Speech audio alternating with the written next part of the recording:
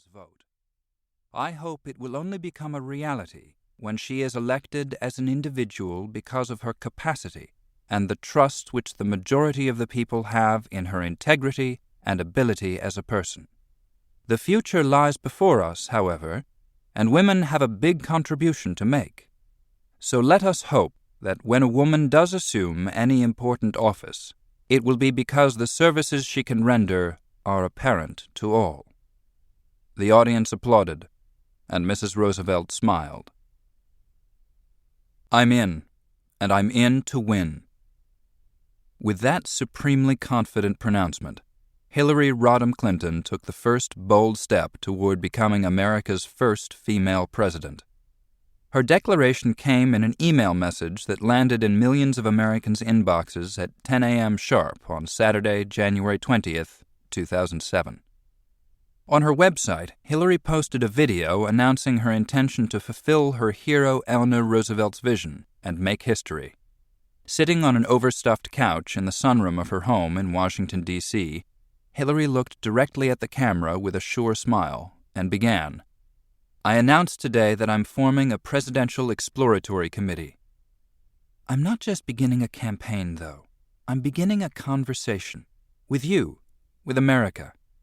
We all need to be part of the discussion if we are all going to be part of the solution.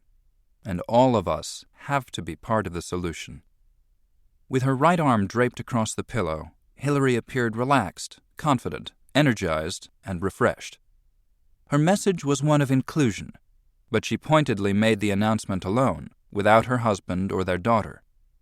Their absence was conspicuous, but after all, this was Hillary's moment.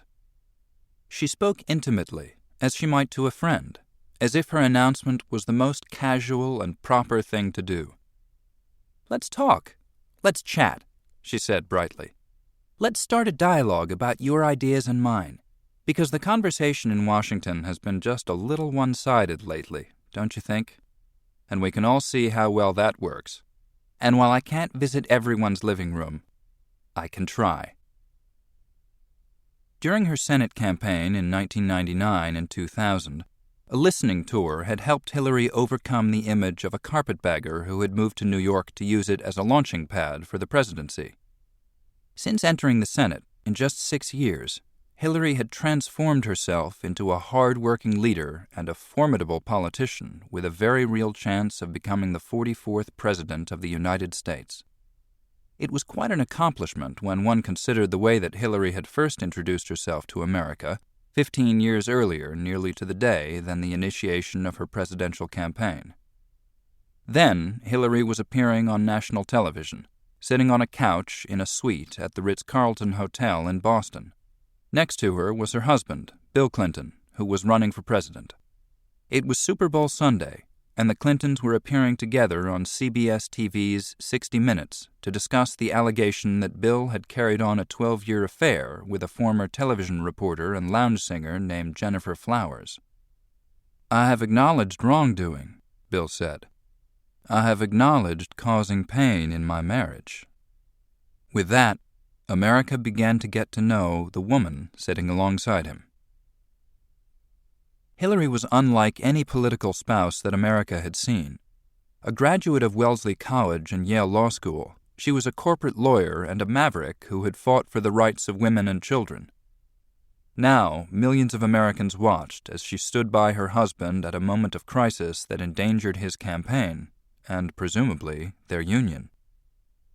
Hillary sat poised, almost defiant.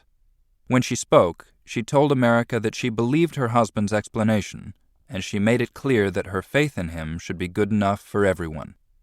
She was not, she sharply declared, with a slight slip into the southern drawl she had picked up during her years in Arkansas, some little woman standing by her man like Tammy Wynette. Elaborating, Hillary explained, I'm sitting here because I love him, and I respect him, and I honor what he's been through and what we've been through together. And you know, if that's not enough for people, then heck, don't vote for him. Both comments struck some viewers as tart, clinical, and even arrogant. Although Hillary's raw, standoffish performance might not have been the best way for Americans to get to know her, It helped her husband to overcome the... To keep listening to this audiobook, I've left you a link in the description so you can do it, at no cost thanks to Audible's 30-day free trial.